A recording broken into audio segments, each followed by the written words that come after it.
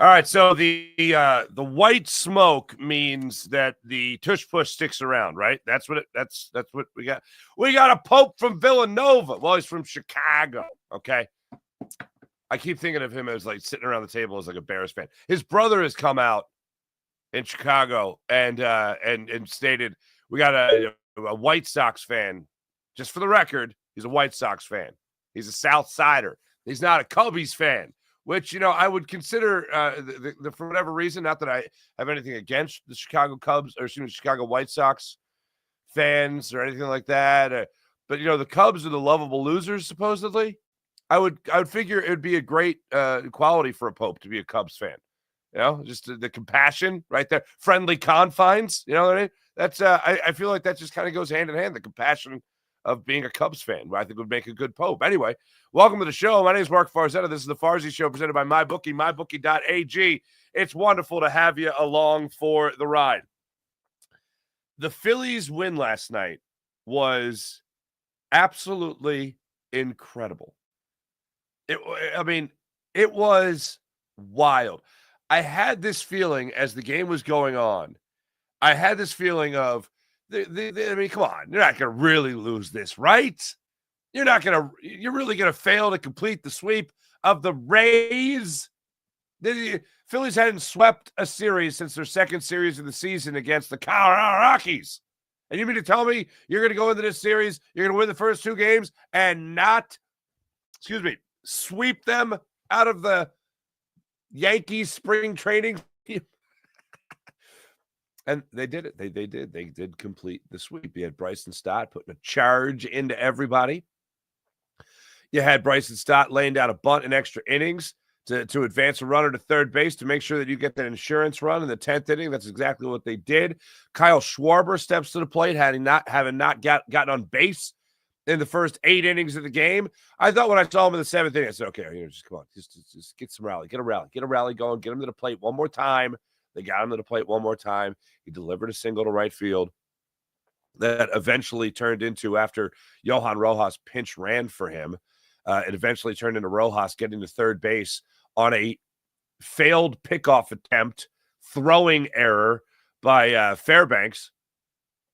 And Rojas flies around the bags there and gets to third and eventually scores the game-tying run on a ground out by Max Kepler. It was incredible. And then Brandon Marsh gets you a couple of hits last night, including the go-ahead double in the 10th inning. And then Trey Turner adds another run, what ended up being the game-winning run after Matt Strom allowed a run. It was an absolutely incredible win last night for the Phillies. And Jesus Luzardo, aside from it just being a sweep of the Rays, Jesus Luzardo did not have his best stuff. You could absolutely use the term battled. He battled through 5 1/3 innings of work. Carlos Hernandez, holy Stromboli, he comes in there. He handles the business in the 6th inning. You'll love to see that. Tanner Banks, I'll get to all the details in a second, but Tanner Banks, I just want to say, some people were alluding to the idea that Tanner Banks should have been taken out. And I had the same thought for the righty-righty matchup as opposed to lefty-righty. And I was like, what? I think it was Diaz. Yeah, Diaz hit the home run, the 3-run home run, to make it a 5-1 ball game. My thought was he must be a reverse splits guy, because if anyone's going to tinker in that moment, it's going to be Tinker Topper. And sure enough, it is reverse split. So that's why he didn't have Romano come in there, and that's fine with me. But the Phillies just kept on fighting. And they get down in the 8th inning. 2 outs, 2 on, 1-2 count to Bryson Stott. And Stott just destroyed a 1-2 fastball, almost in on the hands, and he just got the bat around on it, man. And 409 feet later, that ball left the yard. Not just went over the fence, not made it into the stands. It left the confines of Steinbrenner Field down there. It was, and look, it only made it a 1-run game. It did not put the Phillies in front. It made it a 1-run game. T-Mac later. Oh, man, the next batter. Oh, Trey Turner just missed tying it up with a home run at the very next pitch. Here's what I noticed last night in the Phillies game. Here's what I noticed last night. The Phillies, even the Rays, everything that was hit to the left side of the outfield died. Everything, it looked like there was charges put into it, and it just died at the warning track or what have you. Everything going to right field was flying towards the wall or out of the park. And Bryson Stott was a perfect example of that. Trey Turner is also a perfect example on the negative side of that for the Phillies last night. But it ended up being a double. Didn't get anything after it. But you tied the game in the ninth inning. It was just such a fun game to follow and stick it out, because I'll say when you're trailing 2-1 and then you're trailing 5-1 going into the eighth inning, you have 2 hits to that point. That could be a little that part's not fun.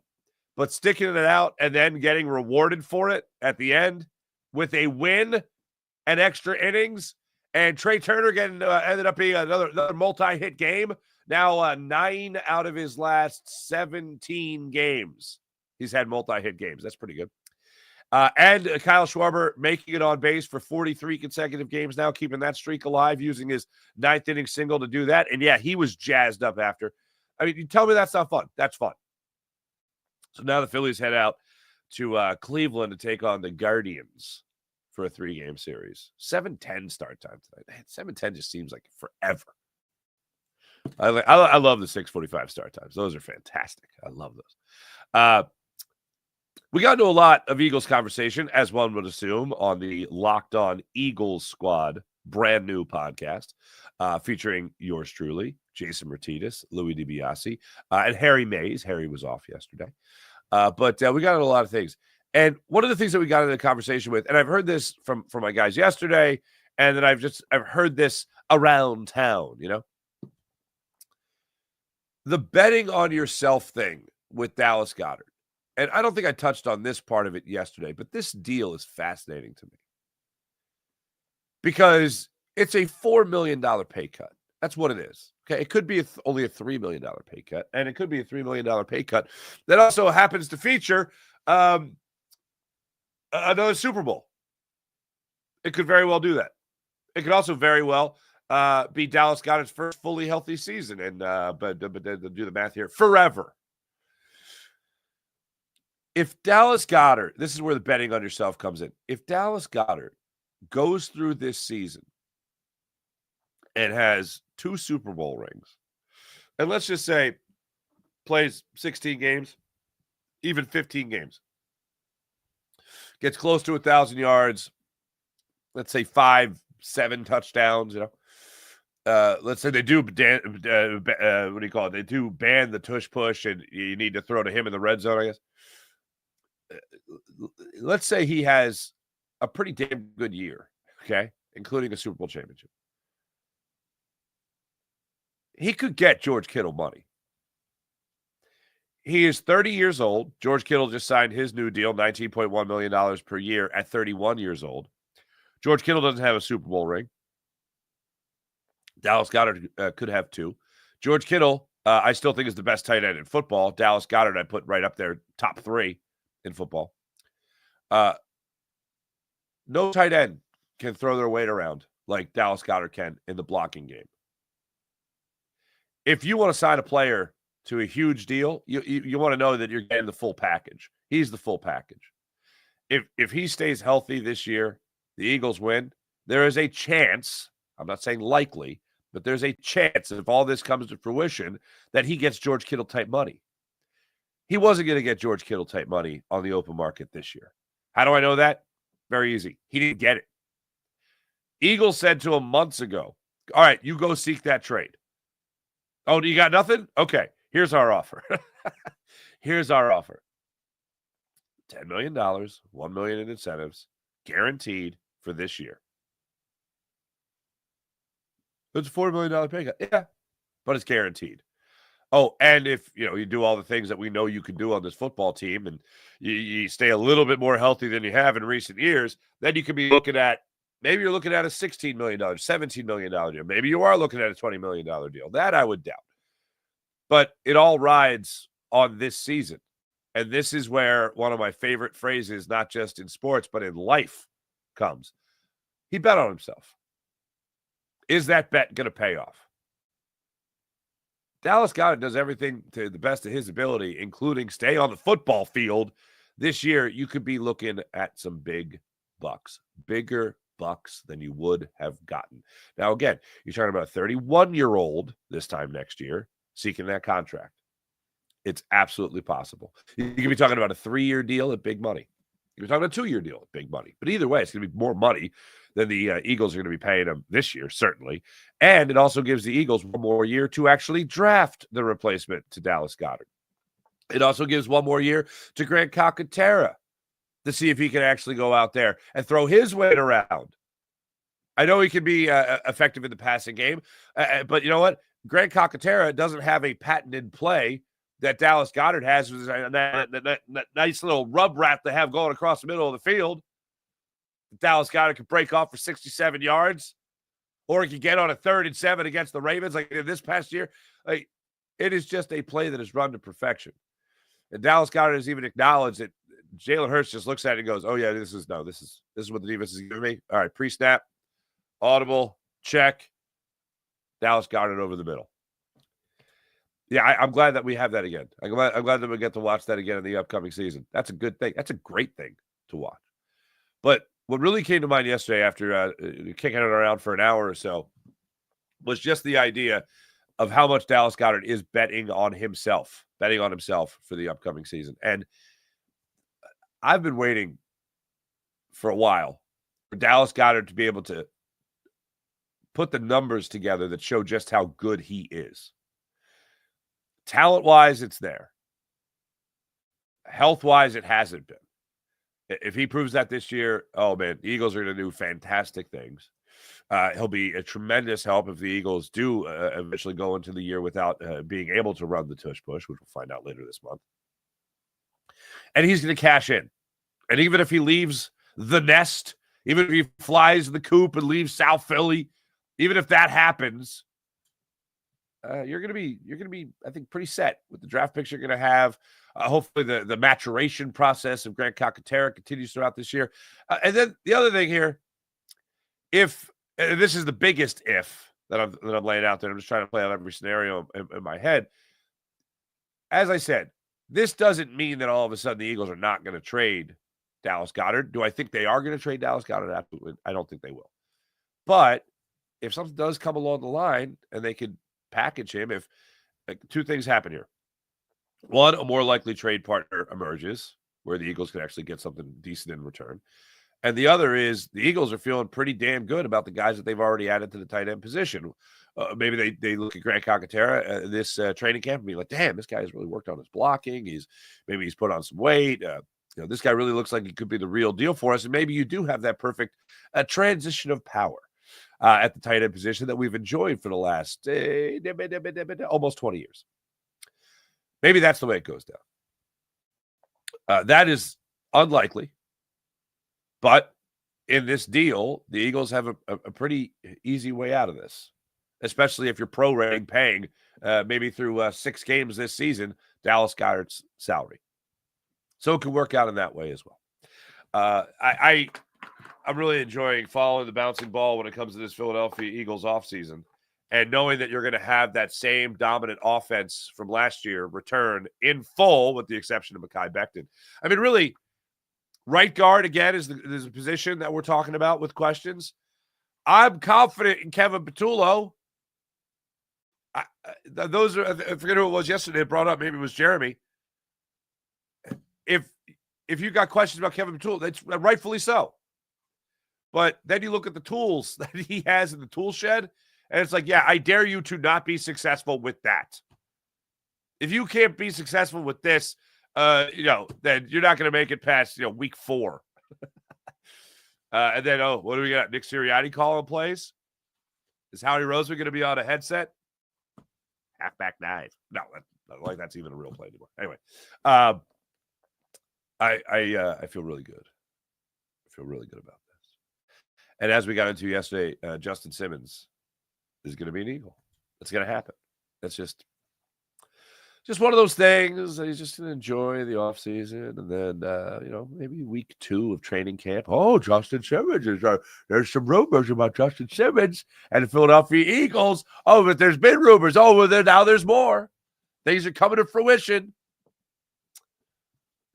Football season really is year-round nowadays.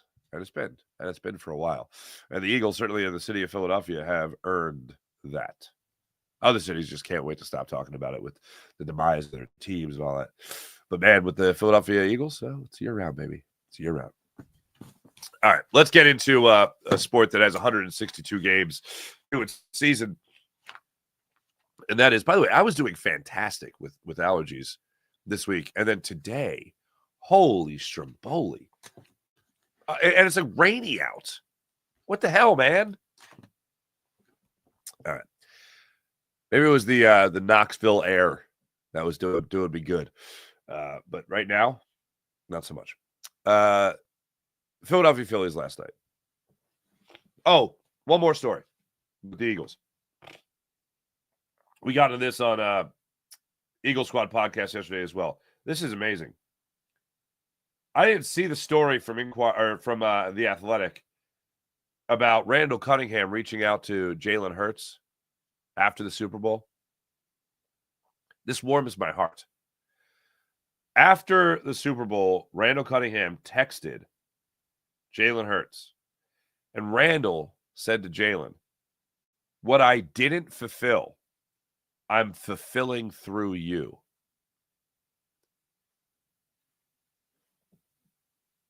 Goosebumps. For many of you, just like me, your first exposure to Philadelphia Eagles football was watching Randall Cunningham and the electricity that he provided on the football field every single game. I've told you guys before, when Eric Allen made it into the Hall of Fame, the story I told you was I remember sitting in the house. My parents were about to buy, moving back to the Philadelphia area after we bounced around a little bit. Ambler, Rochester, Baltimore, and then back to Philly. I remember being 10 or 11 years old, sitting on the sofa and watching the Eagles game and watching Eric Allen pick off that ball and give it to a hurt Randall Cunningham, who got hurt earlier in that game, and thinking, wow, this guy's cool, And then I just was a Randall fan from that point on. And I remember watching him and just thinking how electric it was, how amazing it was. And now I'm watching Jalen Hurts. And here's the thing. Randall, Donovan, Carson Wentz, like all these guys had this amazing ability. But what got in the way was like the mental aspect of the game. The question was, Randall was always, if he would have had that quarterback's coach, he would have been great. If he would have had an offensive-minded coach, more so than he did Buddy Ryan, he would have been great. Carson Wentz, if he just knew how to slide, he'd be great. If he could get past the hero ball, Carson Wentz would be great. And Carson Wentz was great for a minute, and not so much after that. But in terms of winning, these are the problems.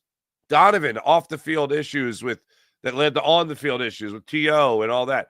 As great as Donovan was, and especially the slop that he had to start his career, I mean, the questions. I look at these guys, and it's either off the field stuff that got in the way or just not the right mindset while playing the game. And I think about Jalen Hurts now. And I go back to what I've been telling you guys for the last couple of months here. The quarterback we've been waiting for in Philadelphia is here now. Like, I don't question anything with the mentality or mindset of Jalen Hurts. This guy is football focused. 2 weeks ago, when it became known that he got married, I was blown away just by the idea of how does a professional athlete, how does a Super Bowl winning quarterback get married? And like the pictures aren't all over People magazine, or they're not all over the internet. Like, it was like a private event. And it wasn't like showing off. It wasn't using a wedding as an opportunity to be like, look at me. No, with Jalen Hurts, it's all about football. Dare I say, the main thing is always the main thing. I remember growing up and hearing the story about Randall Cunningham blowing out of a preseason game early to go to a Whitney Houston concert or something. Like, that would have pissed me off. If I was a 30, 40-year-old man back then, I would be like, Randall, how dare you? Instead, I was 12, and I was just like, he could do no wrong, When I go back and look at Carson Wentz's career, I look at all the amazing physical ability. He just couldn't get out of his own head. I look at Jalen Hurts, and I say, yeah, you keep your focus, man, and you keep doing everything to you the best of your ability, because your ability seems pretty limitless. The quarterback we're waiting for is here now. And I got chills reading that quote from Randall Cunningham, because, look, there's a lot of what ifs. We can look at what ifs across the board, whether it's Carson Wentz, whether it's Carson Wentz, not so much, because shortly after while he was here, you won a Super Bowl, but whether it's Randall, whether it's Donovan, whether it's Carson Wentz, I don't think anyone looks at Kevin Kolb and thinks, what if? I think they were pretty excited to get Michael Vick at that time. But I look back on that and I just think, all those what ifs, there are no longer, going into this season, the what ifs. With Jalen Hurts, he's won you a Super Bowl. He's your first franchise quarterback ever to win you a Super Bowl. Nick Foles won the first Super Bowl. He wasn't your franchise guy. And when I think of Randall reaching out to Jalen, these guys are always competitors. I know I would think this, so I don't fault them at all for thinking it. But if I was in their shoes, I'd be thinking, damn, I know I had a great defense. Donovan could say that. Randall could say that. I know I had a great defense, but what if? What if I had these weapons at offense? What would I, on the offense with me, what would I have done? How high would we have gotten? Would we have taken that trip down Broad Street? Probably. If you're Carson Wentz, you got to be thinking, what if I didn't blow out my knee in Los Angeles that fateful night or fateful day? What if that didn't happen? What if I was the quarterback of a Super Bowl winning team? How much that would have changed things? There's a lot of what ifs involved. With Jalen Hurts right now, there's no what ifs. It's what is. And what is ultimately the most important thing. So when I see Randall reach out to him, you got to be thinking, oh, man, I didn't fulfill it, but I'm fulfilling it through you. To first off, feel that connection with a guy who's now doing the job.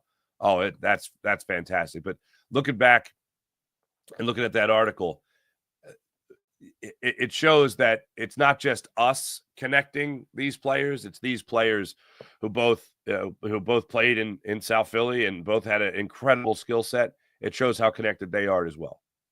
And Jalen Hurts hears from Michael Jordan and Derek Jeter after winning the NFC Championship game. And then he hears from Randall Cunningham and others as well after he wins the Super Bowl. It shows that we're all in this together. We're all in this Eagle fight together. And I love that. I absolutely love that. All right, now I'll get into your Phillies. So last night, Jesus Luzardo was not what you'd call sharp, right? First inning, 26 pitches. Gives up the 2-run home run to Caminero. Gives up the home run to Caminero, making a 1-1 game. So that was a 2-1 fastball that was down in the zone. He put a good swing on it for 347 feet home run. Bang, bang, boom. All of a sudden, tied at 1. Bryce Harper got a sac fly RBI in the top of the first inning after Bryson Stott let it off with a double. You love to see that. Then they tied it up right away. In the third inning, Jesus Luzardo gets Caminero to hit a sac fly RBI to left field. In this inning, I know it's going to happen few and far between, but when it does happen, that doesn't mean I have to like it. Kyle Schwarber is going to play left field every once in a blue moon, and last night happened to be a blue moon. And Kyle Schwarber's in left field. He's slow getting to a single to lead off that inning from Walls. Then, because, look, I don't think he had a shot. I don't think he's got the arm to get him anyway. But he didn't back up on a ball, get his steps under him, and then get the running start to catch the ball and then throw Walls out trying to take third base. But Walls took third base, so he took advantage of an inexperienced left fielder. A run scored on the sac fly RBI after that. A lot of that had to do with Kyle Schwarber being in left field. So that's 2-1 game. Phillies get nothing going for themselves offensively. The biggest thing that happened in that one was the, leading up to that moment was the strikeout throwout double play of JT Realmuto. That was pretty incredible. He pulled that off in the 8th inning, I think it was. It was absolutely unbelievable. A phenomenal play. Then Phillies step up to the plate in the top of the 8th inning against Uceda. Kepler grounds out to first to start things off. JT Realmuto gets a single to center field. Good to see him come through with a hit there. Alec Boehm grounds into the fielder's choice, so JT's out at second. Boehm's at first. Brandon Marsh comes up and helps the cause with a single to left field. You now got first and second with 2 outs. 2 on, 2 out. Bryson Stott steps up to the plate. 1-2 fastball in on the hands, and he demolishes this ball 409 feet to right field. All of a sudden, it's a 1-run ball game. You're now down 5-4. Very next batter, Trey Turner. When I saw contact, I went, gone. I think when Tom McCarthy saw contact, he went, gone. It wasn't. They were able to knock the ball down there in left field, get it in. They review it. It was not a home run. Stays a double. Trey Turner stayed on second base. Bryce Harper grounds out to third after a pitching change. Should be the first after a pitching change, and that was that. Phillies weren't done, though. After getting out of it there in the bottom of the 8th inning after a leadoff single, Jordan Romano, by the way, now pitching in this inning. He gets Jansen to ground out to short. He gets Simpson to fly out to left. Cameron reaches on an infield single, but no problem. Miser strikes out on a slider. Good job by Jordan Romano. Top of the 9th inning, you have Kyle Schwarber lead off with that single to right. They later pinch run for him. He extends the on-base streak to 43 games. Johan Rojas steps in. Fairbanks is on the mound now for the Rays. He tries to pick off Johan Rojas on one attempt. Almost gets him. Very close, but he didn't get him. Then he has his second and final disengagement, and on this one, you see the throw. Then you see the camera angle change to over the first base bag, and you see the ball just fly out of frame. And you're thinking, get up and run. And Johan Rojas gets up, runs to third base, makes it in. You now got a runner on third. The game-tying run on third base with nobody out. Nick Castellanos is at the plate, works a long AB, 9 pitches. He ends it with a walk. Weston Wilson steps up. He pinch runs for him. First and third, nobody out. Max Kepler steps up. 2-2 foul tip in this at bat. So you have Rojas almost getting picked off first base. Max Kepler almost striking out for the first out of the inning on a ball that he just barely foul tipped. He stays alive, gets a full count, swings at ball 4, not close at all, without question, ball 4 that would have loaded the bases. Instead, he tops it up the middle. It's smothered by the third baseman. Rojas scores easily. Phillies tie the game at 5. They then tack on 2 more in extra innings. You always need that insurance run. Trey Turner came up with what would have been the game-winning hit, and that was that. I heard Bryson Stott talking about it after the game. When you win on a getaway day, it's just a great time to travel. You just feel like you're on the bus to the airport, you're having a good time. You're on the plane, you're having a good time. You're getting back on a bus to go to the hotel, you're having a good time. Like, it really is you're down 5-1. It's a relief to come back and win that game more than anything. And then you also think about how much of a relief it is that you don't have to dread losing this final game. And I think it's the 5th time the Phillies have won the first 2 games of a series and then actually completed the sweep. It's their first sweep since their second sweep of the second series of the season when they swept the Rockies. Not that that's a brag, but the Phillies completed the sweep of the Rays. Do I care that it was the Rays? No. This is all about the Phillies. And yesterday, they were absolutely every bit of being the fighting Phils, and it was Bryson Stott that really turned the tables back in the favor of the Phillies winning that game yesterday. Look, They are absolutely hitting their stride. And throughout this series, I was talking about wins that we could get used to.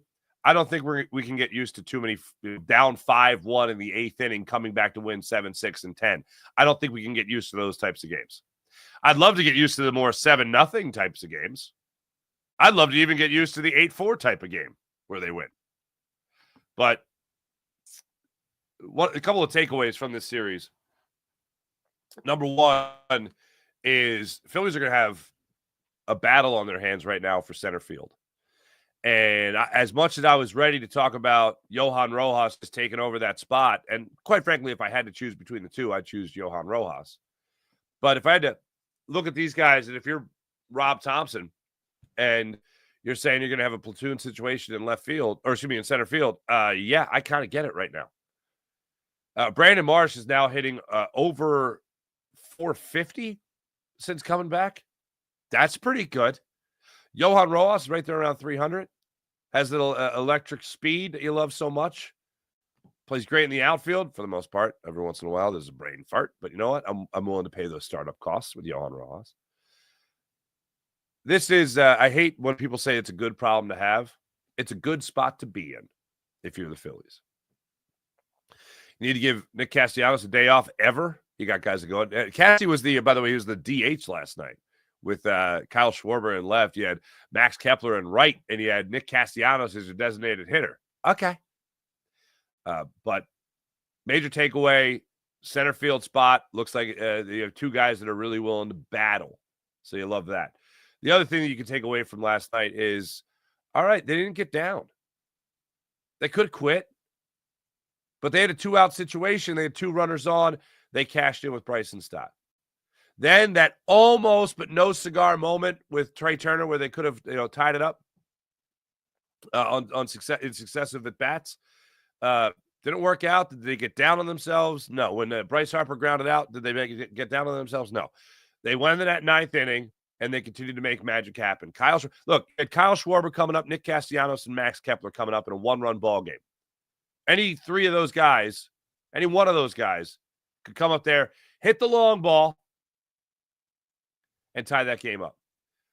Kyle Schwarber decided to take the long way, start things off with a single, and then Johan Rojas expedited that process with his speed. That's another thing I take away is they just kept fighting. And then I'll also take this away from it. Alec Boehm, first home run of the season. Look, I'm not one to say that, you need more power from third base. Phillies won the World Series with Pedro Feliz at third base with like 14 or 15 home runs. Like you don't hit home runs with your glove. You hit them with a bat. All right. So if you get more power from other positions, you'll be fine. With that being said, I would still like to see Alec Boehm between now and the end of the season get to 15 home runs. That'll be tough, but still love to see him do it. Also, keep the doubles coming. My favorite thing about the pitch that he hit the home run on is that he went with the pitch to opposite field. It's always a sign of really starting to get some power strokes about you. So love to see that from him. Those are my major takeaways. Look, first game I was worried about the bullpen. Middle game, not at all worried about the bullpen, especially when you talk about Taijuan Walker. Another huge takeaway. Tossing 3 innings of shutout, 7 strikeout, 1 hit baseball. Yeah, kind of love that. And then the Phillies being down, fighting in game 3. And Carlos Hernandez came in and regulated, folks. He came in and regulated. That's what he did when he came in for Jesus Luzardo in the 6th inning. And then Banks gave up the home. The home run that Banks gave up, low and away. And if you're just joining me, I did not have a problem with leaving Banks in there because Diaz has reverse splits. He hits better against righties than he does lefties. So they left him in there. And, he just put a good swing on a not by any means great pitch. It still caught way too much of the plate, but it was still away. And we're on the outside half of the plate. And he just put a good swing. And that was that. He got beat. So that's what I look at. That's what I look at from this sweep of the Rays. Also, they did what they were supposed to do. They didn't play down to an opponent. And that drives me absolutely banana sandwich when I watched the team play down to their opponent, and the Phillies did not play down to their opponent. So now they got up. Aaron Nola gets to start tonight, 7:10 start time against the Cleveland Guardians.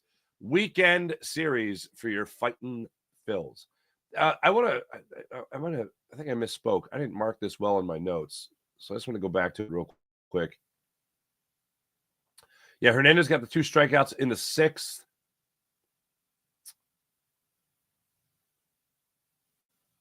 It was the 8th inning. Jordan Romano. Okay.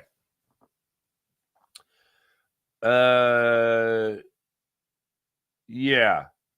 Aranda led off with a single. Jansen grounded out to third. Simpson lined out to left. No, it wasn't the 8th inning.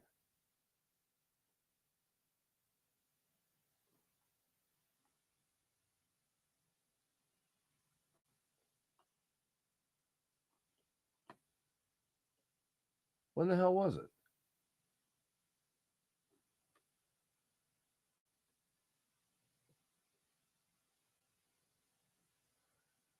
I don't know.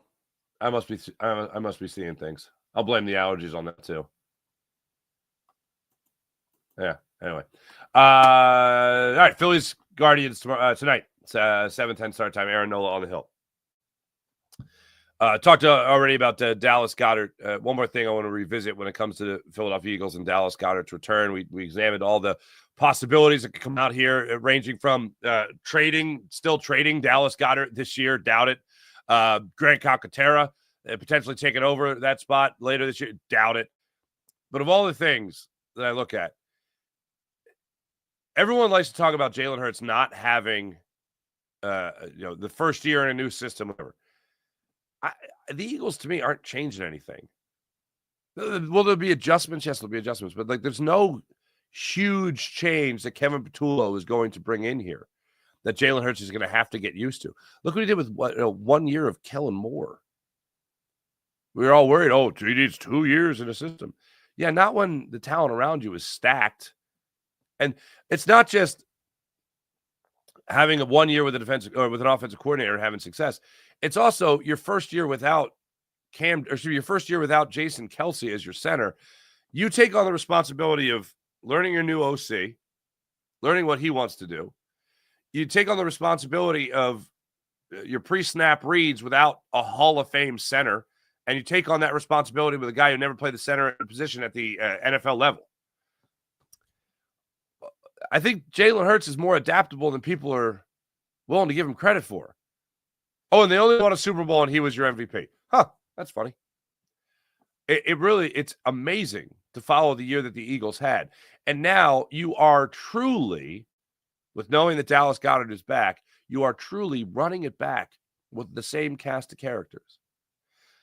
I'll state what I've been saying throughout the offseason right here, but the one ask I have, the one thing that I think is necessary to help repeat the success of last year is Saquon Barkley. Look, I don't think he needs a vacation by any means, but I don't think 482 touches would be the best possible thing for a running back again. I know he's not getting hit on every one of these. There's a lot of out of bounds. There's a lot of touchdowns, but maybe, hey, we want to make sure we have you fresh, in January still, as fresh as we can have you. So I don't need the passing game to be number one in the NFL, but could you go from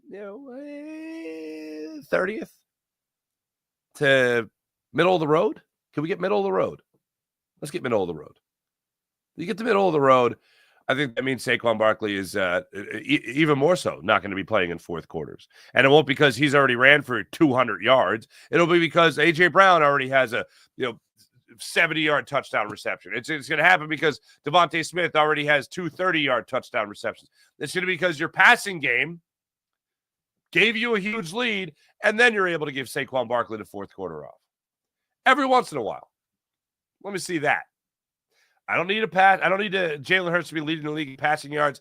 I don't care about passing yards anymore. Passing yards means you've been behind a lot, basically. That's what it means.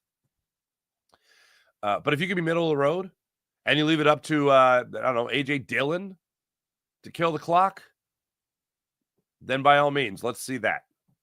Let's let those other guys eat in the fourth quarter of games. That's the one ask I have of Kevin Patullo. And now that you have Dallas Goedert back, you got all the pieces here for still a stellar passing game.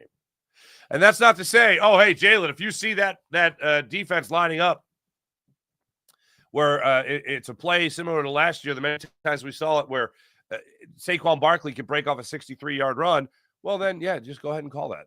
Go ahead and check down to that. But I would like to see the passing game take on a little bit more responsibility. And I think one of the brilliant things about Jalen Hurts is that he won't shoehorn himself into it simply to get passing numbers, but if it's there, he'll take it. I hope it'll be there more often for the Eagles this year, and I hope they take it.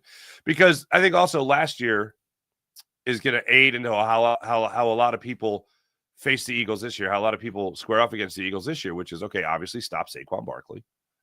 And then when they do that, Jalen Hurts has to become the star, just like he did in the Super Bowl.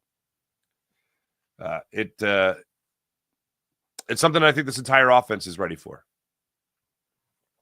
And the only question is, Kevin Patullo, is he truly right now ready for the promotion? Because apparently he wasn't 2 years ago when the Eagles hired Brian Johnson over him.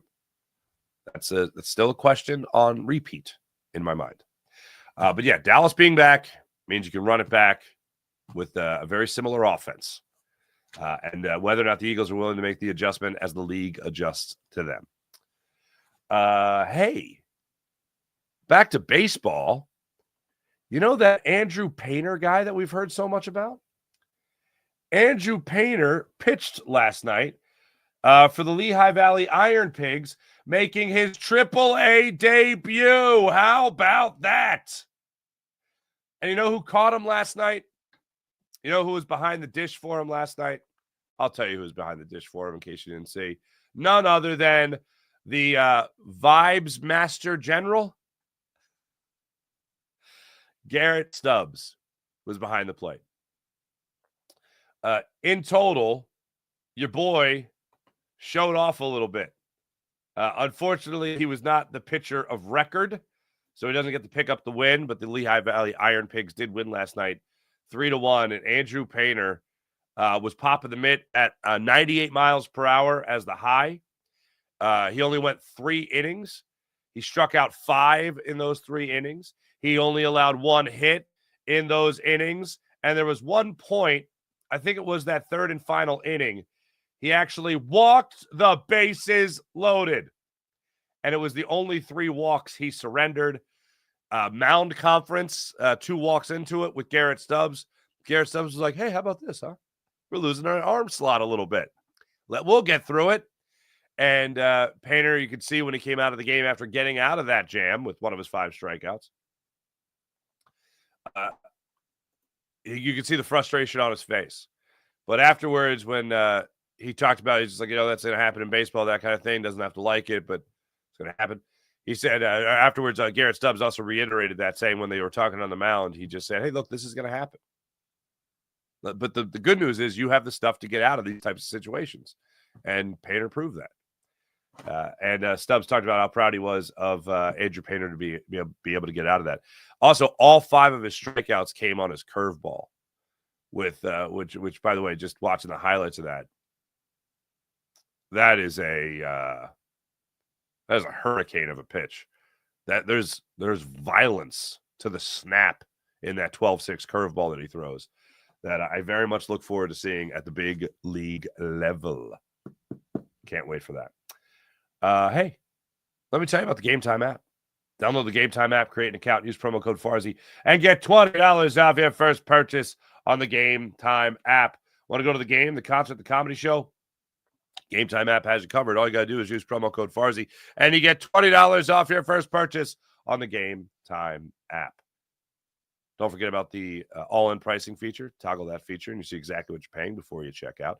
Also, don't forget about the Game Time Picks feature and how incredible that is. The Game Time Picks feature filters out all the fluff, so you get right down to it. The best seats at the best prices on the Game Time app. So do what I do. When you want to go to a game, a concert, a comedy show, you download the Game Time app, you use promo code Farzy, and you get $20 off your first purchase on the Game Time app. How about PHL Sports Nation, Philadelphia Sports Nation, enhancing your Philadelphia sports fan experience across all social media and blogs? That's PHLSportsNation.com. How about Brett's amazing inventory at Sky Motor Cars, SkyMotorCars.com. Brett has incredible inventory at SkyMotorCars.com. Let's get into the chat check on this fine Friday morning. Goodness gracious, this week flew by. Why Niners Wine, what's going on? William Stark, hello. Sean Gillespie, hello.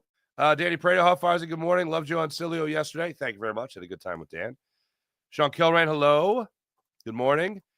Phillies have a plus 23 run differential since getting swept by the Mets. Makes you feel good. Makes you feel real good. Series win, incredible. Series sweep, even more so. Joe Sullivan, hello. Stop back hitting well with 2 strikes is huge. Huge win getting the sweep. Thank you, Sully. Appreciate you. Career saves players on the Phillies 26-man roster. 107, Jordan Romano. 51, Jose Alvarado. 10, Matt Strahm. 4, Ranger Suarez. That's funny. How about that? Love a good sweep, says Jason A. Right. Love the Guardians movies. I think I told you guys, I've mentioned this thing before. The second time I had COVID, I remember COVID. The second time I had it was, oh God, it was so terrible. First time I had it, I was like, I'm just really tired. I felt like I had mono with a headache. The second time I had it, I think that was the when we were going through the Omicron trend. When I went through that part of it, that was awful. I was like in bed. I watched, like in 4 or 5 days, I think I watched every Marvel movie. I had not seen any Marvel movies. I watched all of them. Because it was like I felt like crap, but I couldn't sleep. So I was like, I guess I'll just watch these Marvel movies I heard so much about. I think they're based on graphic novels. I don't know. That was great. But anyway, yeah, watched all the Guardians movies, obviously, too. Plus, this will be a fun series for me because, as some of you know, my in-laws are all from, Cleveland. They're all Ohio State people, So there you go. Go Sixers. Phillies need one more good arm in the pen. I agree. The key is Dallas staying healthy. He is everything else. Sean Gillespie, I concur. Okay. April, good morning. What a great win. Absolutely. JC, love that Ty Phils are winning the small ball besides Stott's homer. Yeah. Finally, a Phillies team that actually looks like they care. There you go. Says Philly Magic 365. Sean Kilrain, Chicago sports fans have had it rough for a while. Pope's from Chicago. Yeah, my first thought was the Pope is not going to help the Bears beat the Packers. That's still not it. One Bears Super Bowl wins over the last 29 years or 39 years, Farzy. 0. How about that? Couldn't agree more with you about Randall Cunningham. We talked about it on Buddy. That's right, Buddy Podcast. Good stuff. Yeah, right. I love Randall. What he had, I think every Eagles fan watched the 98 Vikings and went, oh, come on. What could have been? And it's to Chris Carter, too. All right, it was hard to get another Randy Moss, but Chris Carter was here, too. JB, good morning. Love the spot on Cilio per norm. Thank you very much. Happy Pope Day. Happy Pope Day. Such history. You know what I mean? Such history. And he's an American Pope. The fact that it's an American Pope and it was like the shortest conclave ever. It was like they all got in the room, the College of Cardinals, and they're like, all right, dudes. That's what they say, dudes. All right, dudes. Look, listen here. We need an American. I need an American. Get me somebody from the States. I look forward to like the next time an American is traveling abroad in Italy, and like the Italians, and they do this because I've traveled twice in large groups in Italy with fellow Americans, and they'll just be like roll their eyes. Oh, Americans, Americano, hey, Americano. And they'll like roll their eyes, and now you can look at it and be like, guess what? The Bishop of Rome is from Chicago. Oh, man. How's it feel that in Philadelphia, he's obviously a Villanova guy, but he also, too, probably still loves Aaron Rowan. Aaron Rowan. And Jim Tomei. How about that? Yeah. Trying to think who else is a White Sox. White Sox Phillies connections. Jimmy Rollins played for a minute, almost literally, with the White Sox. I don't know. All right. That. Sean the Man with all the stats. Absolutely. Jason, yes, he is. Sean Gillespie Randall on the Vikings with Chris Carter should have at least made the Super Bowl. I agree. How about those wings? Hey, now. Hit me in my heart. Why don't you? William Stark. Schwarber reminds me of Fred Flintstone at times. Keep hitting those Schwarber bombs. I can see a little bit of a resemblance. I can see it a little bit.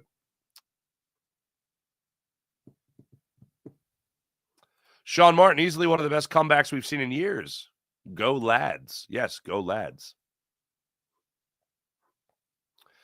Oh, Philly Magic 365. Was that the strike him out, throw him out? Oh, come on. Was that the strike him out, throw him out? I think I marked it terribly in my notes.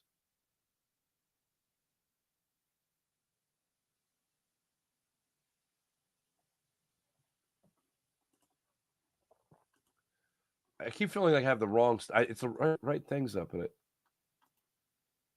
Oh, that pisses me off so much. Maybe I shouldn't take copious notes.